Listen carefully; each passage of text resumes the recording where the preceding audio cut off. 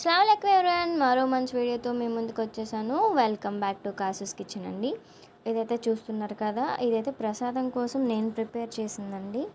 ఇప్పుడు నవరాత్రి కూడా స్టార్ట్ అయింది కాబట్టి అందరిలలో కొబ్బరికాయలు ఉంటాయి, కొట్టి దేవుడి దగ్గర పెట్టినవి చాలా ఉంటాయి కాబట్టి వాటితో ఏం చేయాలి అని ఆలోచించే వాళ్ళైతే ఇది ఒక్కసారి ట్రై చేస్తే బాగుంటుందేమో. ప్రసాదంగా అయితే ఇంకా ఎక్సలెంట్ ఉంటుందండి.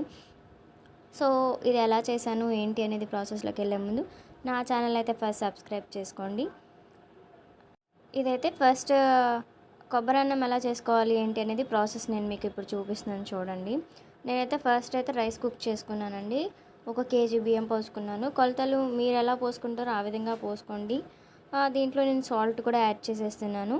ఇవన్నీ యాడ్ చేసుకొని 2 to 3 విజిల్స్ వరకు కుక్ చేసుకొని ఆ రైస్ని చల్లారబెట్టుకుంటున్నానండి. ఎందుకు చల్లారబెట్టుకున్నాను అంటే పొడి పొడిలాడుతూ ఉంటే ఆ రైస్ చల్లారితేనే మనకి కలపడానికి చాలా బాగా వస్తుంది. దీంట్లోకి మనం ఇప్పుడు ఎండుమిర్చి, మన మెయిన్ ఇంగ్రీడియంట్ కొబ్బరి, ఇవన్నిటిని మంచిగా కరివేపాకు, ఇవన్నిటిని ఒకసారి మిక్సీ పట్టుకుందామండి.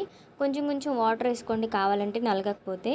అలా పేస్ట్ చేసుకున్న తర్వాత ఒక కడాయి తీసేసుకొని కడాయిలో ఆయిల్ వేసుకొని సరిపడా తాలింపుకి సరిపడా ఆయిల్ వేసేసుకొని దీంట్లో పల్లీలు ఫ్రై చేసుకుందాము. పల్లీలు వేగడానికి టైం పడుతుంది కాబట్టి సో ఫస్ట్ ఇవి వేగిన తర్వాతనే మిగతా కొంచెం వేగింది అని అనుకున్నాకండి దీంట్లో మనం ఇప్పుడు పచ్చిశనగపప్పు అట్లాగే తాలింపు దినుసులు అన్నీ కూడా మీరు యాడ్ చేసేసుకోండి దీంట్లో. అలాగే కరివేపాకు, ఎండుమిర్చి కూడా వేసేసుకొని ఇది ఫ్రై అయిపోయిన తర్వాత దీంట్లోకి మనం ఏదైతే పేస్ట్ చేసుకున్నామో ఆ పేస్ట్ కూడా దీంట్లో యాడ్ చేసేసాను నేను.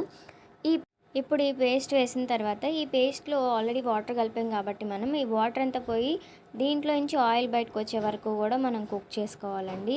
చూస్తున్నారు కదా ఎంత మంచిగా కుక్ అవుతుందో. ఇప్పుడు ఈ స్టేజ్లో ఉన్నప్పుడు నేను సాల్ట్ అనేది వేసాను. కావాలంటే మీరు రైస్లో కూడా యాడ్ చేసేసుకోవచ్చు సాల్ట్ అనేది. అంటే కలిపేటప్పుడు ఆల్రెడీ సాల్ట్ రైస్లో వేసాం కాబట్టి దీంట్లో మీరు ఒక్కసారి చెక్ చేసుకొని వేసుకోండి, మళ్ళీ ఎక్కువైతే బాగోదు కాబట్టి. సో ఘాటుకి కావాలంటే మనం ఎండుమిర్చి వేసాం కాబట్టి మిక్సీ పట్టేటప్పుడు మీరు ఇంకా ఘాటు ఏం వేసుకోవాల్సిన అవసరం లేదు. ఇదంతా మంచిగా ఏదైతే రైస్ మనం చల్లబెట్టుకున్నామో దాంట్లోకి ఇవంతా వేసేసుకొని మంచిగా కలుపుకోండి. వేడిగా ఉంటే మాత్రం గంటెతో కలిపేసుకోండి, లేదు అంటే హ్యాండ్తో మీరు మంచిగా కలుపుకోండి. ఇదంతా మంచిగా కలిపేసుకున్న తర్వాత దీన్ని మంచిగా మీరు ఏదైతే క్యాన్లో అంటే దేవుడికి ప్రసాదం పెట్టాలనుకుంటున్నారో ఇవ్వాలనుకుంటున్నారో దాంట్లోకి సర్వ్ చేసేసుకొని మంచిగా ప్రసాదం అందరికీ అమ్మవారికి పెట్టి అందరికీ ఇవ్వండి. చాలా చాలా అంటే చాలా మంచి రెసిపీ ఇది. మీరు కావాలి అంటే నా దాంట్లో ఇంకా ప్రసాదం రెసిపీస్ ఉన్నాయి, కావాలంటే మీరు ఒకసారి ట్రై చేసి చూడండి. నవరాత్రి స్పెషల్ ఇంకా మంచిగా చేసుకోండి. హ్యాపీ నవరాత్రి టు ఆల్ అండి. Thank you for watching. Please subscribe my channel.